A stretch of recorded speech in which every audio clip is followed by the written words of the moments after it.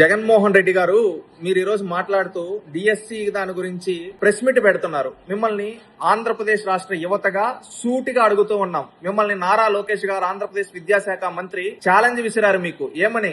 అసెంబ్లీకి రండి జగన్మోహన్ రెడ్డి గారు, చర్చిద్దాం, మేము సిద్ధంగా ఉన్నాం, మీరు అడిగే ప్రతి ప్రశ్నకు సమాధానం చెప్పడానికి ప్రభుత్వం సిద్ధంగా ఉంది అని చెప్పి 4 రోజులుగా పిలుస్తుంటే శాసనసభకు రాకుండా దొంగలాగా ఈ రోజు ప్రెస్ మీట్ పెడుతున్నారు.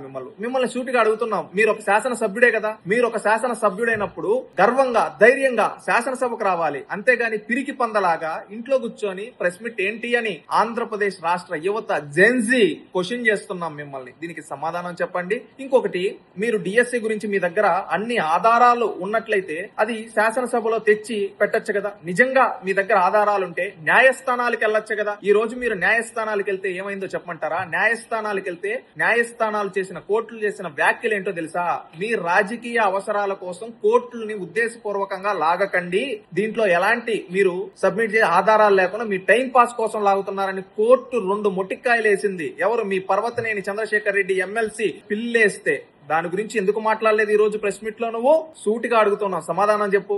ఈ రోజు నీ దగ్గర నువ్వు వేసిన ప్రతి దానికి, నవీన్ అనే వ్యక్తి దానికి సంబంధించి కావచ్చు, ఆ కాల్ రికార్డుకి సంబంధించి కావచ్చు, మళ్ళీ ప్రతి దానికి ఆల్రెడీ ప్రభుత్వం తరపు నుంచి మంత్రి గారు సమాధానం, మంత్రి గారే కాకుండా ఎవరైతే అధికారులు ఉన్నారో, స్పోర్ట్స్ కి సంబంధించి సెక్రటరీగా అజయ్ జైన్ గారు కావచ్చు, ఆనాడున్న శశిధర్ గారు కావచ్చు, ఎవరైతే భరణి గారు కావచ్చు, హమీద్ అన్సారియా గారు కావచ్చు, వీళ్ళంతా అధికారులు, ఐఏఎస్లు చెప్పి వివరణ ఇచ్చారు. ప్రజల ముందు ఒక జవాబుదారీతనంగా పెట్టారు. శాసనసభలో మంత్రి గారు స్టేట్మెంట్ ఇచ్చారు. నీకు దానిపైన డిఎస్సి పైన మాట్లాడే చిత్తశుద్ధి ఉంటే స్టేట్మెంట్ మాట్లాడేటప్పుడు నువ్వు వచ్చి ఒక రాజకీయ పార్టీ పక్ష నేతగా, వైఎస్ఆర్సీపీ పార్టీ పక్ష నేతగా మాట్లాడుండొచ్చు కదా. ఎందుకు మాట్లాడాలా? ఎందుకంటే నీ దగ్గర ఉండేటివి ఆధారాలు కాదు, కేవలం రాజకీయ ఆరోపణలు మాత్రమే. శాసనసభకు వచ్చి నువ్వు ఈ ఆరోపణలు చేస్తే ఆధారాలతో ప్రభుత్వం తిప్పి కొడుతుంది కాబట్టి భయపడి పిరికి పందలాగా నువ్వు శాసనసభకు రాలేదని ఈ రోజు క్లారిటీగా అర్థమైంది. ఇంకొకసారి నువ్వు డిఎస్సి పైన ఆరోపణలు చేస్తే ఆంధ్రప్రదేశ్ రాష్ట్రంలో ఉండే యువత మొత్తం నిన్ను తరిమి రాష్ట్రం నుంచి తరిమి కొడతాం జగన్మోహన్ రెడ్డి గారు, గుర్తుపెట్టుకోండి. నువ్వు ఈ రోజు మాట్లాడుతూ ఇంకొక మాట అన్నావు, డిఎస్సి ఏపీపీఎస్సి ఒకటే కదా అని. నీకు బేసిక్స్ తెలియదు అనేదానికి ఒక్క మాట చాలు. ఏపీపీఎస్సి డిఎస్సి ఒకటేనా? District selection committee, Andhra Pradesh public service commission ఒకటేనా? నీకు తెలిసింది అదేనా అని అడుగుతూ ఉన్నాం ఈ రోజు.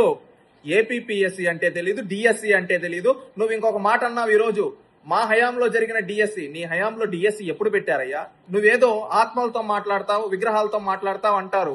నువ్వు పెట్టందు కూడా పెట్టాను అని చెప్పే నీకేమైనా జబ్బుందా అని ఈ రోజు ఆంధ్రప్రదేశ్ రాష్ట్ర యువత మిమ్మల్ని అడుగుతున్నారు. సూటిగా సమాధానం చెప్పండి జగన్మోహన్ రెడ్డి గారు. మళ్ళీ నువ్వు ఈ రోజు నీకు ఎలివేషన్లు ఇచ్చే పేటీఎం బ్యాచ్ ని కూడా సూటిగా అడుగుతున్నావు. 11 రూపాయలు నేను పందెం. జగన్మోహన్ రెడ్డి అన్నాడు కదా, ఈ బుధవారం పెట్టా ప్రెస్ మీట్, మళ్ళీ వచ్చే బుధవారం కూడా ఇంకొకసారి పెడతాను ప్రెస్ మీట్ అని చెప్పి.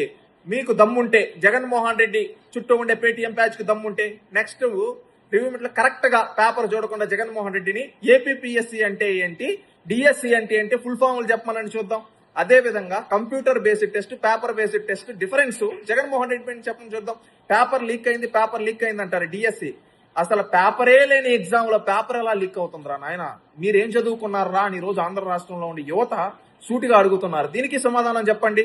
ఇంకొకటి, ఈ రోజు నువ్వు మాట్లాడుతూ అబ్బా కొడుకులు అని ఏదో ఒక పదం వాడావు జగన్మోహన్ రెడ్డి గారు. మిమ్మల్ని సూటిగా అడుగుతున్నావు. నేను ఆ మాట విన్న తర్వాత ఒక్కసారిగా ఆలోచించా, మనం మాట్లాడొచ్చాను.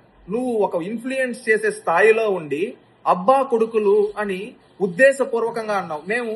నువ్వు అనొచ్చేమో, మన రాయలసీమలో ఇదంతా కామనే కదా అబ్బా కొడుకులు అన్నావు.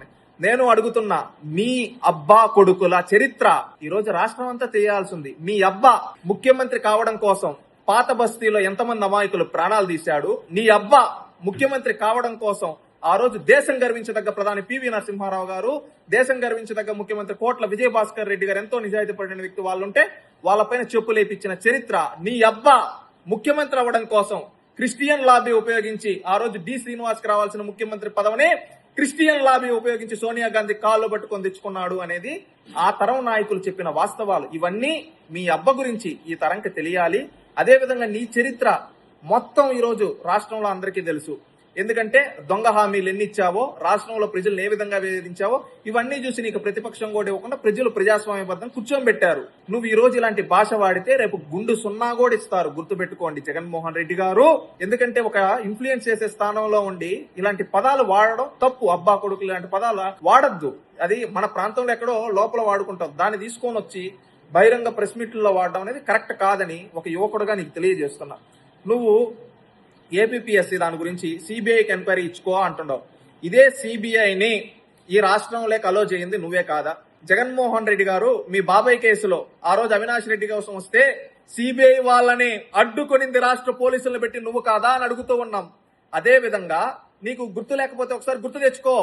ఆ రోజు నువ్వు సిబిఐ వాళ్ళపైనే కేసులు పెట్టావు, గుర్తులేదా? ఈ రోజు నీ రాజకీయ అవసరాల కోసం సిబిఐ కావాల్సి వచ్చిందా అని సూటిగా అడుగుతూ ఉన్నాం. సమాధానం చెప్పు. ఆనాడు సిబిఐ పై ఒక మాట, ఈనాడు సిబిఐ పై ఒక మాట. ఏమనుకుంటున్నావు? రాష్ట్రంలో ప్రజలు నీకు ఎలా కనిపిస్తున్నారు? హుందాతనం అనేది మెయింటైన్ చేయి ఫస్ట్. రెండోది, ఒక జెన్జీగా నువ్వు మాట్లాడుతూ జెన్జీ వారని ఎవరెవరినో గంజా బ్యాచ్ ని 90 ఏళ్ళు 80 ఏళ్ళు ఉండే వాళ్ళని జెన్జీ అని చెప్పి అంటున్నావు కదా. నిజమైన జెన్జీగా చెప్తున్నాం, నీలాంటి వ్యక్తులు మాకు అవసరం లేదు. ఎందుకంటే నోరు తెరిస్తే అబద్ధాలు, అవాస్తవాలు.